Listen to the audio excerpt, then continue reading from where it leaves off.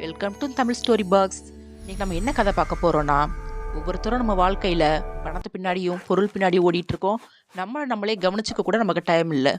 அப்படிப்பட்ட ஒரு கதையை தான் இன்னைக்கு நம்ம பார்க்க போறோம். கதையின் தலைப்பு உண்மையான செல்வம். ஒரு அழகான கிராமத்துல ஒரு சோமுங்கிற விவசாயி வாழ்ந்து வந்தான். அவன் ரொம்ப ஏழை, ஆனா கடின உழைப்பாளி. அவங்கிட்ட ஒரு சின்ன நிலம் மட்டும்தான் இருந்தது. சோமு தினமும் தன் நிலத்துல உழைச்சான். அதுல வார சொற்ப வருமானத்தை வச்சு தன் குடும்பத்தை கவனிச்சு வந்தான். அவனுக்கு ஒரு ஆசை இருந்தது. எப்படியாவது பெரிய பணக்காரன் ஆகிரணும், அப்பதான் நிம்மதியா இருக்க முடியும்னு நினைப்பான்.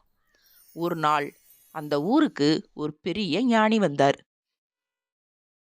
அவர்கிட்ட போன சோமும், ஐயா, நான் எவ்வளவு உழைச்சாலும் என்கிட்ட செல்வமே சேர மாட்டேங்குது. நான் பணக்காரன் ஆகிறதுக்கு ஏதாவது வழி சொல்லுங்களேன் அப்படின்னு வருத்தத்தோட கேட்டான். அந்த ஞானி சிரிச்சுக்கிட்டே, சோமு, உன்கிட்ட ஏற்கனவே ஒரு புதையல் இருக்குது. அதை என்னிடம் விற்றால் உனக்கு கோடி கோடியா பணம் தருவேன் அப்படின்னு சொன்னாரு. இதை கேட்ட சோமுக்கு ரொம்ப ஆச்சரியம். என்ன, என்னிடம் புதையலா? என்ன சொல்றீங்க ஐயா அப்படின்னு கேட்டான். ஞானி கேட்டாரு, உன்னுடைய 2 கண்களையும் எனக்கு கொடுத்துரு. அதுக்கு பதிலா உனக்கு 50 லட்சம் ரூபாய் தாரேன். சம்மதமா? இத கேட்ட சோமு திடுக்கிட்டு போனான். என்னது, என் கண்களை கொடுத்துட்டா நான் எப்படி உலகத்தை பார்ப்பேன்? முடியாதையா அப்படின்னு சொன்னான். சரி, உன்னுடைய 2 கைகளையும் கால்களையும் கொடு. உனக்கு 1 கோடி ரூபாய் தாரேன் அப்படின்னு சொன்னாரு. சோமு பதறி போயிட்டான்.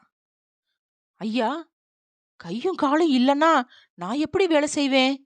எப்படி நடப்பேன்? கோடி ரூபாய் கொடுத்தாலும் என் உடல் உறுப்புகளை தரமாட்டேன் அப்படின்னு உறுதியா சொன்னான்.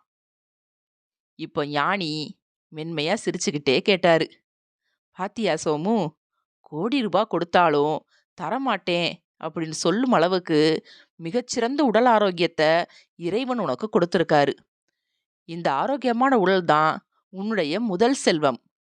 இதை வச்சு எவ்வளோ வேணும்னாலும் உழைச்சு சம்பாதிக்க முடியும். கையில புதையல வச்சுக்கிட்டு ஏன் ஏழைன்னு வருத்தப்படுற? சோமு அப்பதான் தன்னோட தவற உணர்ந்தான். பணம் மட்டுமே செல்வம் அல்ல, ஆரோக்கியமான உடலும் உழைக்கும் மனமும் தான் உண்மையான செல்வம்ங்கிறத புரிஞ்சுக்கிட்டான்.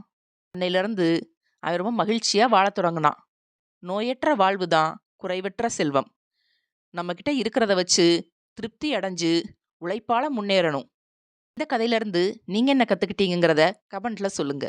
தேங்க்யூ.